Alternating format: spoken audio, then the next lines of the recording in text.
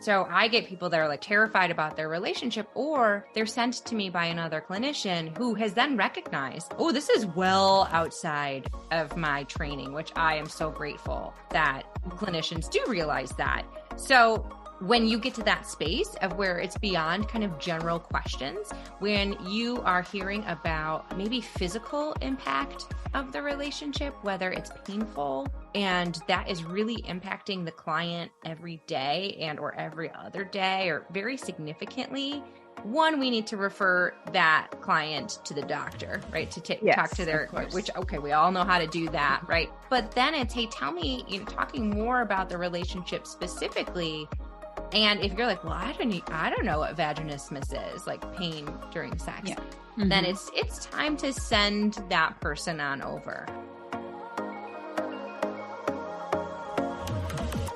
Welcome to the Colleague Down the Hall podcast. This episode is sponsored by the imaginisce clinical consultation groups. Hi, I'm Jeanene Wolf, and I'm your colleague down the hall. I have a passion for helping fellow therapists get the clinical and collegial support we all need to do this work. And wow, it just keeps getting harder every day. I'm the founder and facilitator of the imaginisce clinical consultation groups. I have been a social worker for almost 30 years, and I own a successful solo online private practice.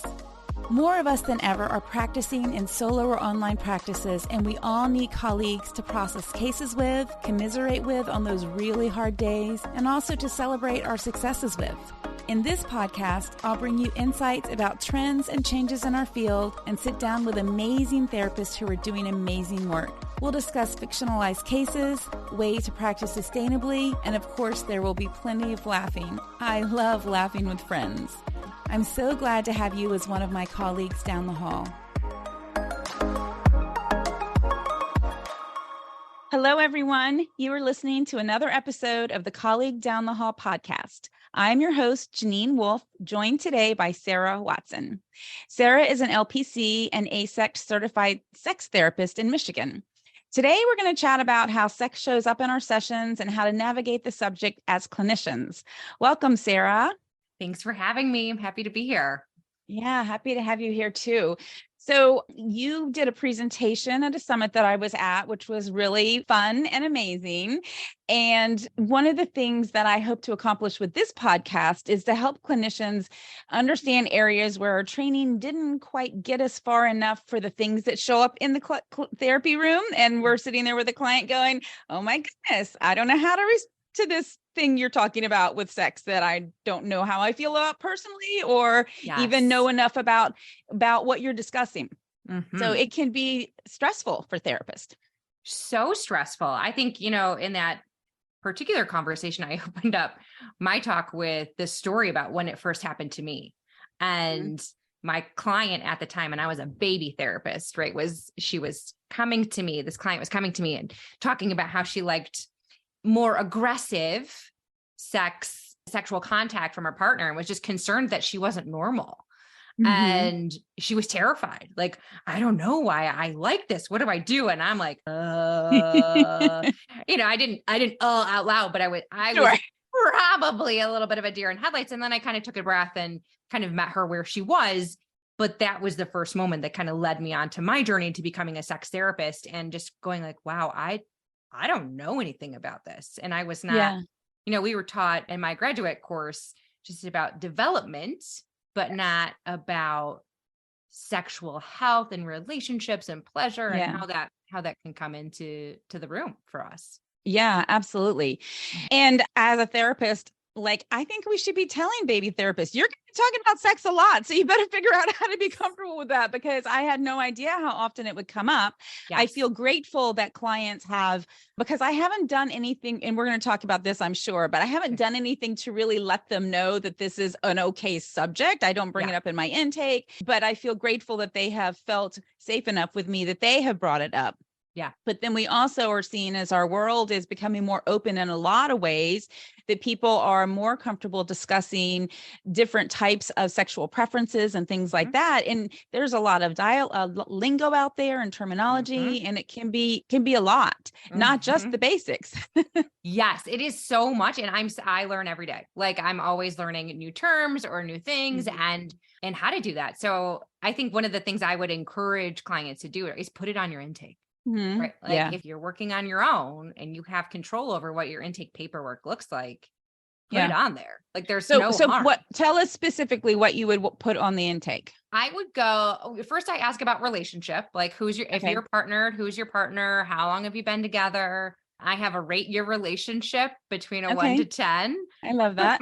Yeah. Which is always really interesting because then I go through it and I was like, so you rated your relationship a 6. Like, let's talk about that. And then you can put in that space too, like whether it's right underneath or not, like how would you rate or describe your sexual relationship with your partner? That's it, right? So that's just a little, you're just kind of opening the door just a smidge, like, hey, we're going to talk about your whole life, not just your anxiety. Absolutely. Yeah. And, we all learn pretty quickly that clients don't necessarily come in with what they've told you the issue is. Of course not.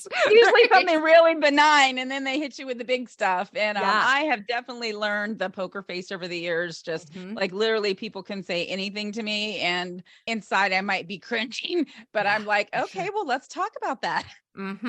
Yeah. Yeah. Or what does that mean for you? If it's something that you don't know, right? If it's a terminology issue too, I'd be like, so tell me more about that, right? Like just be curious. Absolutely. In general. Yes. Absolutely. Sure. Yeah. And that's in general with our work, being curious is the best thing because we're not there to give the answers. We don't know all the answers. And so it's really, we need to understand where they're coming from because it's easy to jump into something just like you do with kids. They ask this really benign question and then you give them this whole historical dialogue that they're just like, what, so just we need to learn from them. Yeah, absolutely. And I think it's definitely the case, right? You're going to get all of these big stories and you're not going to be prepared, and just to take a deep breath and be like, okay, here I am. And you can just answer the question or just, again, approach with curiosity and tell me, the classic line, tell me more about that. Or what does it mean to you? How is that impacting you?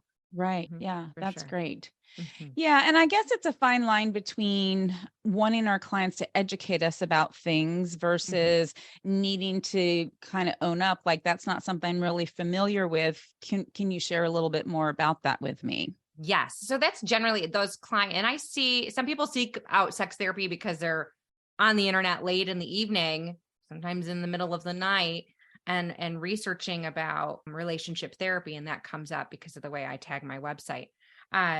So I get people that are like, terrified about their relationship, or they're sent to me by another clinician who has then recognized, this is well outside of my training, which I am so grateful that clinicians do realize that. So when you get to that space of where it's beyond kind of general questions, when you are hearing about maybe physical impact of the relationship, whether it's painful and that is really impacting the client every day and or every other day or very significantly, one, we need to refer that client to the doctor, right? To talk to their, which, okay, we all know how to do that, right? But then it's, hey, tell me, talking more about the relationship specifically.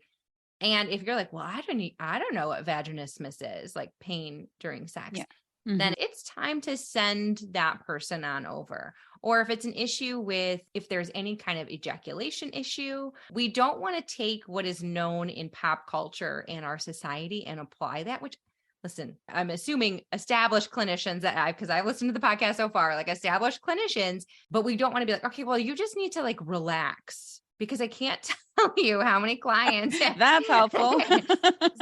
Right. Like, so I have anxiety when someone's like telling me to relax during a panic attack. I want to just now hurt them deeply. Yes. Yes. Right. So like it's not relaxing, telling someone like, okay, let's use your breathing techniques about, how to reduce your anxiety.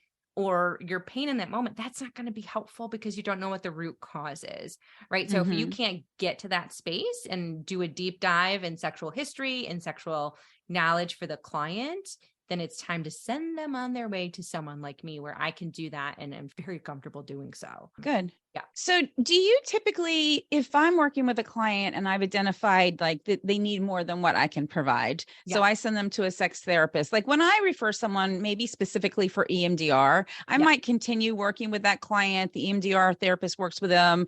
And then we kind of both do our own thing as long as the client needs that, but then they still are my client. Is that sort of the way it works with a sex therapist? Yeah, really depends on the client. I let the client lead that. As I always say, like, I'm not going to see you on the same day. Let's not do that. Right. Unless, well, I only do that if they're in couples therapy and I see the individual. And if they want to do like a whole therapy day and that works for them, cool. But I really leave that up to the client because I'm going to also talk about, because everything else in your life impacts your sexual desire, curiosity, drive, pleasure. So we're not going to just be talking about sex. We're going to talk about your kids. We're going to talk about your level of stress. We're going to talk about your education. So I inform my clients in the beginning. That's what I do. And it's really up to you if you want to keep seeing your other clinician. And some people do, right? And they just like, hey, yeah, I've been with that person a really long time. And maybe I'll just check in with them monthly. And then if we resolve whatever sexual health issues are going on, then they might just float on back or just be done with therapy for now. So I leave it to client.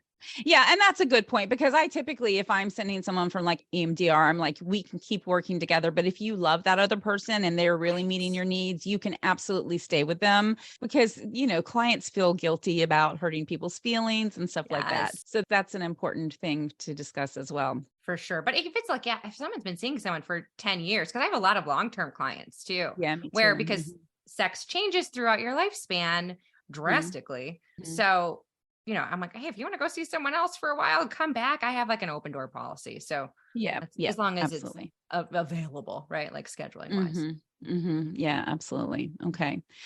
So are there like a top 5 things that show up in a lot of people? I'm sure developmental stage, people in menopause, I'm sure that varies depending on the age of the person. For sure.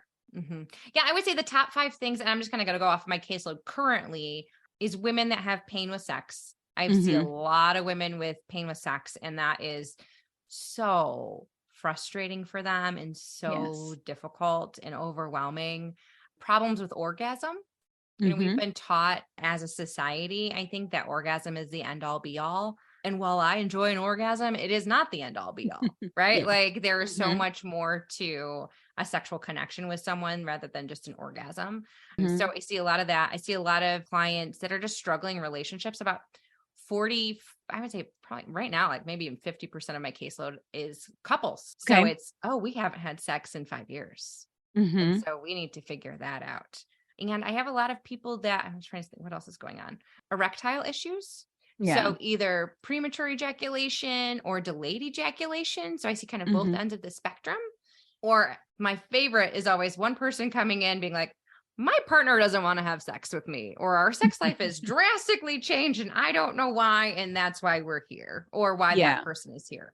So, so it's physical issues and then anxiety around sex or just relationship issues in general. And their sex life has just tanked. And they're like, well, we don't know why. I'm like, oh, well, you're fighting every day. So your partner probably doesn't want to do things with you. So Yeah. Those are some hot topics right now. Yeah. So I'm curious with the ejaculation issues. I imagine sometimes it's a medical cause, but sometimes there's also, a psychological issue going on. Yeah. So the first thing I do if I see a client that's coming in for ejaculation issues, you have to go to the urologist. So we want to make sure that blood flow is going the way it should and what is happening. So we do that first. And usually clients most of the time come back and say, oh, doc says everything's good. And I'm like, of course, that's just fine. But we want to rule out any kind of medical issue. And I'm going to do that with all of my clients across the board. And I have different OB-GYNs that I work with and urologists and primary care physicians that I'm like, hey, go see this person or this clinic specifically because they can get you in and they will take care of what's going on. So then we come back and then I do a sex history, right? So then we're going to deep dive what's going on and tell me in detail which in the beginning of sessions, as we know, getting to know someone. And if I'm on the Mhm. third session there, I'm like, tell me about your ejaculation issues. And I'm like, Mhm. okay. And then I like kindly remind them, hey, this is what I talk about all the time, and kind of build that Yeah. rapport, right? Because that can be Right. really embarrassing for Mhm. some people. And we also talk about medication, like what's going on, because there's a lot of, especially if there's anxiety and depression, a lot of meds can impact that. Yeah. Or for men, hair, I don't want to say this wrongly, but I'm not going to tell you the right way, but like if they're taking any medication for hair growth, Okay.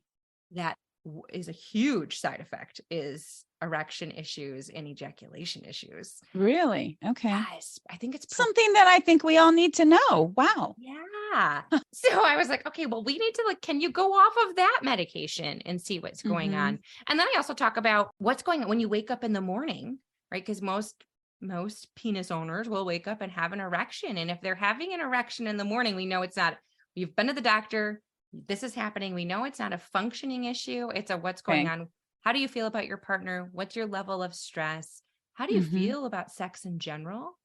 Are you Mhm. carrying around the old information you got as a child and kind of Mhm. using that subconsciously for what you think sex should be like, air quotes, Mhm. and kind of just go through all of that very, very slowly. So we are Mhm. really peeling back all of the layers of thoughts and feelings. Sure. Sure. Okay.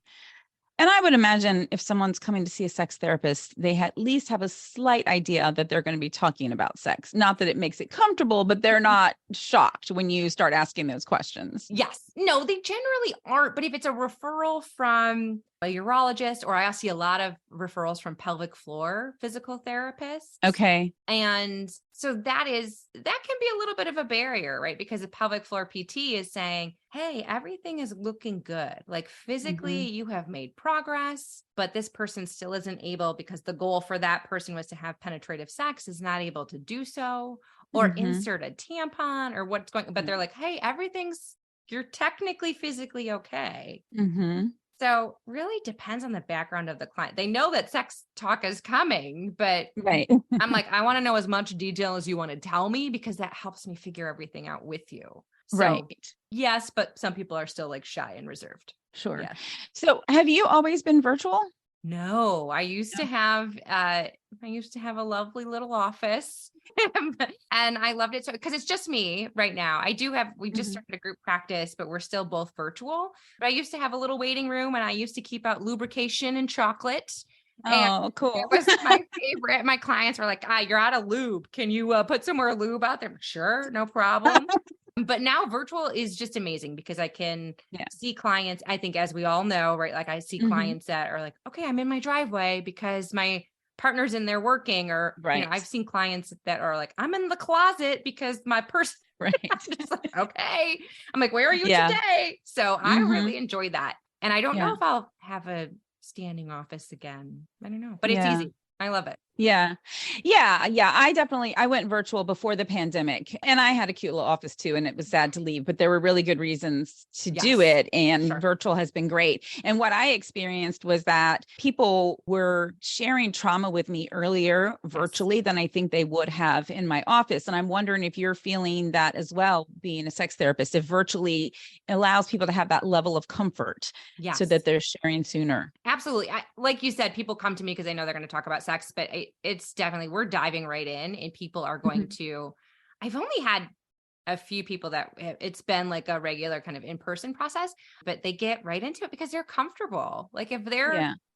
in their living room or in their bedroom, right? Like as long as Mhm. you're dressed, I don't care where you're Me sitting, too. right? Right.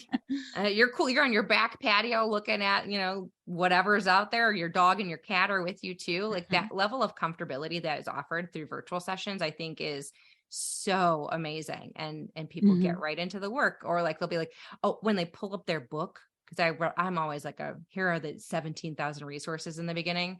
And they're like, on Yeah. page 292, and I'll pull my book down and they've got Right. it. And it's really fun to do that. And Oh, that's yeah, cool. I still feel like I have really strong relationships and rapport with my clients, even though Oh, it's for virtual. sure. Yeah. Yeah, for sure. Yeah. Yeah. Mhm. Yeah.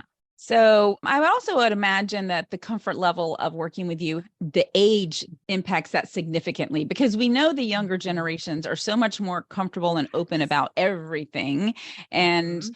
seniors not so much. And a Mhm. lot of seniors are sort of content to say, like, for whatever reason, we're not having sex anymore, and that's just the way it is. Yeah. And which is sad. Yeah, that it makes me really sad because you can have sex until the day you die. Hmm. There's no reason that you can't, unless you have like some physical issues, right? Obviously, but Yeah. if you're in good health, you can have sex until the Hmm. day you die. So it makes me really sad when people say that. But I have a wide variety of clients. So I have Hmm. very early 20s up to people currently like in their mid 60s. And I've had older, I just don't have them currently right now. But I do Hmm. love the ones that are like, okay, so on TikTok, I saw XYZ. What do you think about this? And I'll be like, well, Right. tell me more about that. Like, yeah. Right. And I love it. So I think it's Hmm. great when like they're very open and like, hey, what do you think about this? Or Right. tell me more about this type of relationship or this lubrication or these toys, right? Which I'm like, Hmm. yeah, let's talk about it. Yeah. Yeah. That's so wonderful. Yeah. Yeah. So for the average clinician, in addition to putting in the intake, Yeah. some questions to kind of open up the conversation, do you recommend periodically checking in about that? Or if a client hasn't talked about that at all, but maybe on the intake, there were some things that made you think that might come up. Like, do you recommend that they start exploring that or really leave that to the client? I know it's situational and Mm. it's a hard question to answer, but do you have any general thoughts about that? Yeah, I think you should always be talking about it. I mean, maybe not every session because it's not going to be appropriate every session, but especially if Mhm. you're talking, if this person has a lot of stress and anxiety or depression or whatever reason they're coming to see you, that absolutely does impact their sexual relationship. And often we don't tie, oh, if I'm really, really stressed at work, or if I have this big project due at the end of the month and I haven't wanted to have sex all month, people don't tie that together. So you Mhm. can just be like, hey, so how's your erotic connection? I use that a lot. Or just Yeah. specifically, how is your sex life with your partner? Is it where Mhm. you want it to be? And if they shut it down, okay, that has nothing to do with you as a clinician, but we'll come back to that in a couple weeks. Hey, Mhm. so, last time I asked you, you weren't really, do you want to talk about that a little bit more? What's that like for you? And just Mhm. keep exploring but yes, it should be on your radar with all of your clients in some capacity. Mhm. Yeah. Okay. And I also would imagine that you will get referrals from therapists who have a client that one of them wants to start exploring kink or Hmm. having an open relationship or ethical non-monogamy, those types of Hmm. things. So those are the types of issues I would imagine that you work with as well. Yes, yes. And I think so I work with most sexual health issues. I do not work with individuals who are attracted to minors. That's just beyond my Okay. scope. I have a little one at home, and so I knew that was best for me not Mhm. to do that. But there are Mhm. other wonderful clinicians that do, especially in my area. But yeah, if we're talking about kink and BDSM and giving education, and Mhm. especially ethical non-monogamy, there's lots of rules and there's lots of books and there's lots of good Yes. things to read, but you really should talk all of that out if you're Yes. starting to explore, if it's like a new thing Yes. for you, to know what your boundaries are, what you're comfortable with, and then how do you talk to your partner about that? And I do a lot of that, right? A lot of therapy with my clients is educating on healthy communication so they have their Yeah. needs met. Hmm. Yeah, absolutely. That's been my experience. I don't have a lot of clients that have wanted to explore alternative sexual experiences with their partner, but when it has come up, it's always like, well, have you talked to your partner about that? And have you done any research about, because there's so much information about things to consider before you jump into this. Areas that might be difficult that you wouldn't have thought of because Hmm. you've never done it before that you need to be aware of. Like, what are some rules? Yeah. And the communication is so huge. So big. I think a nice way into those conversations, if you're someone who's thinking about talking to your partner about it, is like bringing up a yes, no, maybe list. It's one of my favorite tools. It's really easy. Oh, I love that. Yeah. Okay. Like, so what are you absolutely open to sexually? What are you kind of like, oh, I'm be interested to hear more about that, and kind of the take, your partner's take on that, and what are you absolutely not going to do? Mhm. Right. And just be like, hey, let's do this together, and make it a fun thing. Right. Yeah. It doesn't have to be embarrassing. Mhm. Right. Because I find a lot of people actually don't talk about sex with their partner. It's just like, "Ah, Right. well, you're a human. You should be able to do that. Right. It's Yeah. complicated. It is so much more than Yeah. that. So, Yes. yeah. So to talk about it in that capacity with like, okay, Friday night dinner, or, don't have that conversation in the bedroom, have it Mhm. at the dining room Right. table, or in a Yes. cozy spot in your house with maybe some Yes. candles if you want, you know? Yeah. So my mind, the yes, no, maybe goes right to a vacation in Greece and the stick figures in the bathrooms of the things that Yes. were not allowed to happen in the bathroom. That I was like, wow, I I didn't know love you could that. represent those things with stick figures. So maybe partners could do that. Let's use a Yes. stick figure, yes, no, maybe Yes. Yes. I think, diagram. yeah, I'm going to look for that. I'm sure that there's a print of that on Etsy. I'm going to try to find it. Yeah. Love it. Yeah, it's great. It's, Uh-huh. it's such an easy thing to do with a partner, right? Like just to be like, Hmm. hey, what do you think about? Or if you're like, bring out one thing, what's one new Hmm. thing you want to try, and see what they say. Hmm. Yeah. Yeah. And it's also making me think that when you're working with younger clients who are and I'm not talking about really young Sure. clients, but clients who are of consenting age, who are Mhm. starting to have a relationship with a partner, really encouraging them from the get-go. Like because if you start from the beginning having really open communication, then you're not going to reach that point where you really, really want to discuss something, but you've never discussed this type of thing with your partner before. Yes. And it feels excruciating to bring it up. Absolutely. Yeah, you don't want to leave, it's kind of a cheesy thing to say, but you don't want to leave things unsaid. Right? So even Mhm. if you are, so maybe you're not talking about it consistently, but I would say after you have any kind of intimate connection with your partner, debrief about it.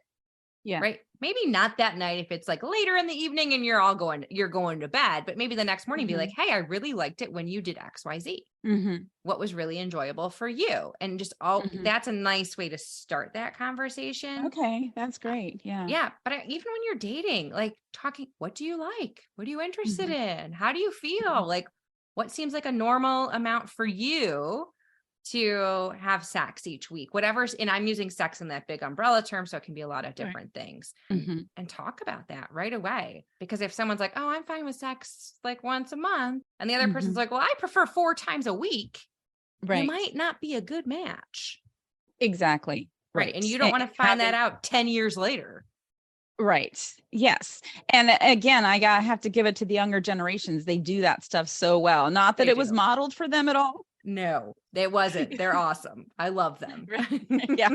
Yeah. I mean, I just like think about the TV shows when I was growing up where they had the twin beds in the married Yes, couples room. They for had twin sure. beds because, we're not going to represent that might be having sex in that room because that's, Yes. like not a good topic there. Yeah, absolutely. Well, yeah, the younger, like they're born with cell phones in their hands, Yes. right? Yes. So, the stat right now, which, and not to scare everyone, but like kids are going to see porn at the age of 8 if they Wow. have, a device.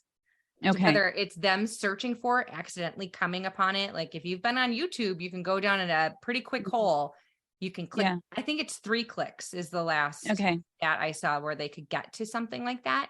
So you don't want porn to be what is going to be informing anyone for like what Right. sex should be like. But you have to think about Mhm. this generation has access to everything. And I think that maybe, and I don't know what research there is on this, but creates more openness and more dialogue about what relationships should be like. And they're seeing like, hey, Mhm. I'm a sexual being. It's okay to be a sexual being. And what does this mean in relationship?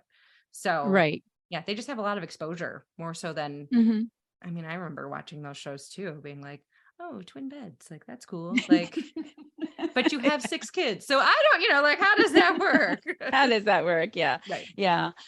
Okay, so for a therapist that is working with parents and they're Yes. asking for guidance around, okay, so we know our kids are going to access porn, nothing we Mhm. can really do about it these days. Is there a way to approach that? Are there respectful, appropriate ways for a parent to even introduce a child to porn? Because, back in the day, Mm. you could sneak into 7-Eleven and get the Yeah. Playboy, or you could look at the National Geographic magazines, those types of things. And now everything is so locked down Yeah. that there is no sort of mundane, safe way for natural curiosity to be addressed. Yeah. So that's a great question. So I think the best way is you should be talking, and I would say for the youngest kids, right? We want to be labeling. So I'm talking babies here, like toddlers. We want to be labeling body parts with the correct terminology. We don't want to be calling a vulva anything else except a vulva, right? And so by vulva, for all the listeners, right, is the label for female genitalia. And to talk about safety with touch, right? Who can touch them, right? Especially if they're learning to, like, you know, I have a little one, like teaching her to wipe and like who's allowed to help her, who is not, like, what does this look like, right? So we want to label body parts correctly, talking about safe touch. Also talking about not using secrets. And some parents might fight me on this one, but not keeping secrets from your grownups. Yes. Right. Yes. So if we start language as early as they can understand it and start talking about body parts and things like that, then they're going to be more comfortable with their bodies. Right. And then I think keeping an open dialogue about, hey, what are you seeing on your screen? Right? Like, what does this mean? Or like, look at that relation, like pointing out things to kids. They just want the information. Yes. Right. Yes. They're not looking at it as, most of them, and I could, depending on the age, aren't looking at it like, ooh, look at this sexual thing that these people are doing. They're like, what are those people doing? And they have no idea that it is what it is until another kid, maybe on the back of the bus or on the other corner of the room, is like, that's sex. And they're like, what's sex? Right. So if you give them the basic information, just like we're labeling body parts, this is what sex is. Whatever you're comfortable with saying, but try to make that medically accurate, please. Yeah. And then kind of offer age appropriate information as they keep going and make it a part of regular conversation. Right. It doesn't need to be the talk. It's how are you starting these conversations and continuing them as they age and as they go through puberty and as stuff comes up. Maybe they're watching something and you weren't prepared for whatever scene comes up, because it can be a little sneaky and you're not prepared for that, but talk about it. The other thing I would say too is making sure that as a parent yourself, that you're prepared and you've dealt with all your stuff so that you're very clear on what your values are for a healthy sexual relationship, that you're talking to your kids about pleasure and consent and how those should be absolutely a part of any kind of sexual interaction with anyone else. But we have to deal with our stuff too, because you don't want to be a deer in headlights when your kid's like, so mom, where do babies come from? Right? Because I had that conversation like maybe 6 months ago. And I was like, well, here we go. Okay. In the car. Right. Yeah. So my kids were born in the 90s. So they really were the very beginning of cell phones, internet access, all of that kind of stuff. And I remember having a conversation as a parent saying, you might find things on the internet that aren't normal sex. And now I kind of cringe about that. It wasn't a really good way to say a typical way that partners will start. If we're looking at a male and a female, what are the ways that typically people will have a healthy sexual relationship versus some of these really extreme things that if you're a consenting adult and that works for you, that's fine. But for a child on the internet or teen who's finding these sites, we hope they don't, but if they do, because they're easy to find. Then that is forming their idea of what sex should look like. Right. So I always say, let's remember that porn or anything like that is a fantasy. Oh, I love that. Okay. Yeah. It is a fantasy. And then I also say, and I learned this while I was getting my, sex therapy education, is what actually goes out, what happens on the sidelines, what happens off screen, so what happens off screen in most porn, right? One, we don't know where it's coming from. You don't know who those people are. You don't know how they're paid. You don't know where they came from, who's directing them. You don't know what's going on. Right. So what also is happening off camera, there's meds for sure given, right.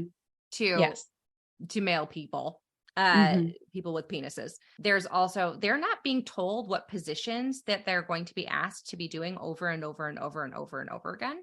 Right. Because it's not one take. And you're good to go, right? Like it's a, depending on what you're watching, right? Like if someone's home video, like that's a whole other story, but they're doing these things for hours and hours at a time. And then it probably is becoming painful and overwhelming and distressing, right? There's not, right. So I kind of say, hey, this is a fantasy. This is not real.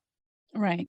And let's talk about what real connection with pleasure and caringness, right? Because, and I would also you don't have to be in love to have sex. So let's not, that's my personal belief, but let's not pass that on.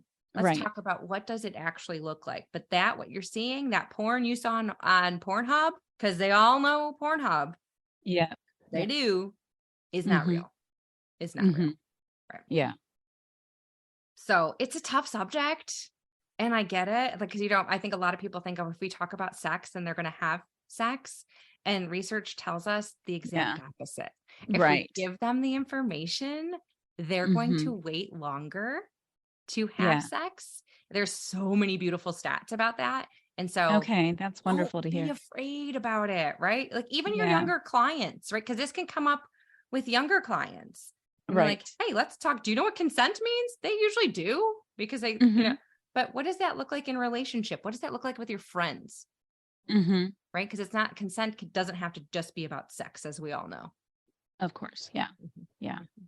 Wow. There's just so much depth here that I'm sure, if we could have listeners call in, I'm sure they would have so many questions. Yeah.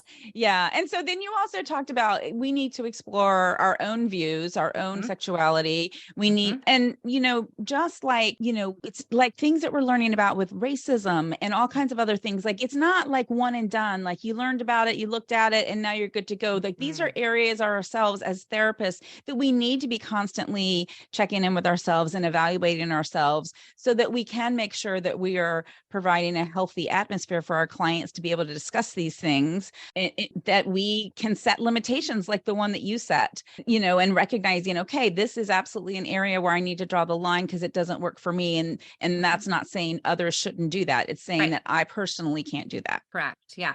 I think the best, and maybe this is not for everybody, but one, I'm always reading about sex stuff. This is my specialty. I'm always diving in. I mean, the age old, we have like the 13 books stacked up that, you're going to read, right? Or gonna read, right? Gonna read. Yeah. Right. But besides the books, right? Like staying up to like what's coming out, and like my friends who are writing books like about gender and pelvic floor stuff. And I'm lucky I have a great cohort of people around me that are freaking brilliant and writing books about it now. So reading what my colleagues are writing, and then, but also social media. Like, I know as much as we shouldn't be on it, right? It is a blessing for us with groups. And I would say even like Instagram, are you following other clinicians? Are you following sex therapists? Are you following sex educators? Because it's a nice way to get this little tiny minute of information, or maybe a book recommendation. You can be like, oh, I want to know more about that. And that's wonderful. And then, people like myself and other sex therapists offer, consulting, where like, hey, if you don't know something about it, reach out. Like, let's have a session. Yeah. I will give you some resources. And that's what's so brilliant about, the internet, right? Is that everything is right there. You can get it. You can order that book and it's going to be at your house in 2 days. Right. So staying abreast of the information is really important. Yeah. I gave just a couple of weeks ago, a clinician your contact information as there were issues in their therapy session that they weren't quite sure how to navigate. Yeah. And I was like, well, you might need to refer out, but call Sarah. Sarah will take care of you. Yeah, I love it. And that's, I get a lot of calls about the program I went through for sex therapy at the University of Michigan. It's like, if I can help you, like where you can figure out an issue with your client and they stay with you because it's kind of like just an aside. Yeah, let's do that. Right. Like, let's educate. Like, I think, if we could change grad programs, I mean, there's a boatload of things we'd all change. Right. But I would love to. Right. Yes. Right. Like, let's teach you really how to do this, but giving more information about sex would be top on my list for sure. Yes, absolutely. Or even just letting therapists know that it's going to come up a lot. Oh, there's so many things that we didn't even know. Oh my gosh. I never practiced this in school. Never. Right. And I was just like, oh my gosh, you do what? And being like, oh, that's totally normal. And this is going to continue to come up with all of my clients. And especially if you do couples work. If you're doing couples work and not talking about sex, you need to stop right now and start doing some research about sex. Okay. That's a huge part of their relationship. Yeah, absolutely. Yeah. And not letting our own fears or perspectives, color our work, and recognizing that maybe if you can't work around that issue, then maybe couples work isn't where you need to be working if it's not comfortable for you to discuss sex. Exactly. Right. And I think that's what that's one of the things I continue to offer to other clinicians is how can we sit back and go through, I have a load of questions. You've seen some of them about like, how do you go through what your own beliefs and what you're carrying with you around sex? Because if you are partnered as a clinician, you have thoughts and feelings about sex. If you're a human, you have thoughts and feelings about sex. You're born a sexual being, right? It's around us everywhere. And especially with our media and our society, it's so many mixed messages. And if you grew up in a religious household, y'all got messages too, right? So did I. I grew up in a very Christian and went to Catholic school. So like private religious school my whole life. And that definitely informed part of my journey and why I'm doing what I'm doing now. Right. Yeah. Yeah. That's wonderful. I love that. So if therapists want to learn more, what are some good sources that you can send people to if they want to start exploring how they can be a better clinician when it comes to talking to their clients about sex? I would say your Instagram is probably a good starting point, right? Thank you. Yes. Yeah. I post a lot of good stuff on Instagram. I would do, I think okay. So like any kind of specialty, there are like subspecialties. So if you're working with couples, let's talk about couples and sex and let's look for books that are about that. I'm a huge, huge fan of Esther Perel. She is I'm sure most listeners have heard of her. If you've not read her books, you could do that, but you could also, I think the lovely way that as we're talking right now is the easy way to digest Esther is her podcasts or her TED Talks, or she has a masterclass, which I don't have, and I haven't done that yet, but she has got stuff everywhere. She's I love listening to her. I just love her voice. She's calm. She just knows what she's talking about. She's so well known in the field and she's quiet, so I love Esther. I love Emily Nagoski. She is a sex educator. She wrote the book Come As You Are, which I recommend all of my clients to read. Also her book Burnout with her sister, Amelia. Oh, yeah. Oh my gosh. I mean, that's not about sex, but that's so good. I'm going to look at my bookshelf and tell you what else to read. I think there's a lot of sexual trauma that has happened. And I noticed with I feel like Me Too happened a while ago now, but just getting more information about how to deal with sexual trauma, because that is a lot. And I want to tell you, we might have to pause this one because I'm trying to, Wendy Maltz is great. It's Healing Your Sexual Journey. Oh, okay. Sexual healing journey. Excuse me. Healing journey. Okay. Yeah. Yeah. She's great. So I think it really just kind of depends on what you're looking for. But I would also, if you're doing couples work, you got to be really strong in that and figuring out just, again, what's your own stuff. And then what issues are they having? If they're having issues connecting or with initiation or things like that, your Sizzling Sex for Life by Michael Carmichael is wonderful. And then I'm going to give lots of resources. So Tell Me About the Last Time You Had Sex is by Dr. Ian Kerner, who also very well known in our field, in the sex therapy field. Such a great book. And he uses the term sex script. And what he means by that is just how are you going into any kind of sexual encounter? What do you have playing in your head? Right? Yeah. Should it go 1, 2, 3, 4? You like, this is what happens. First we do this, and then we do this, and then there's an orgasm, and then it's done. And how does that help you? And he kind of goes through all of the history of that. Oh, okay. Love that book. Lots of good exercises in there. So those are some of my top favorites. Great. That's wonderful. That's wonderful. Yeah. This is so good. And I hope that therapists are listening to this and being curious and wanting to learn more and recognizing that we can help ourselves and our clients if we start looking at some of these areas that are important parts of our work that we weren't really trained in, weren't even really prepared we're going to come about. Did anyone teach you about imposter syndrome in grad school? There should be a whole semester, right? Exactly. A whole year.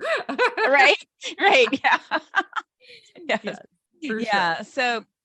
So thank you for all the wonderful resources. Oh, Yeah. So we'll put those in the show notes, and we also have your Instagram and your website that we can put in there as well. So you do consultations with therapists if working with cases where they need some guidance. absolutely. And I love talking to other clinicians and helping them figure out what's going on and getting their clients to kind of go down the path that they need to go on. Yeah. So definitely offer that. And so my webpage right now is being redesigned. So, so hopefully in a couple of weeks, it'll be back and ready. It's still there. So you can contact me through that page, but it doesn't have the consulting on there, but I do that. For sure. Okay. Good to know. Okay. Yeah. All right. So I want to ask you if you have a favorite metaphor, analogy, catchphrase, something like that you like to use with your clients. Yes. So I have a few. One is not mine. So it's from Emily Nagoski, and she talks about how pleasure is the measure. So yes, instead of, we were talking earlier about orgasm, and so often do clients, well, she didn't have an orgasm and I couldn't do that for her, or vice versa. And the reframe on that is that, was it pleasurable? Right. Then yes, then you're going to measure any kind of encounter as pleasure is the measure, not orgasm is the measure, right?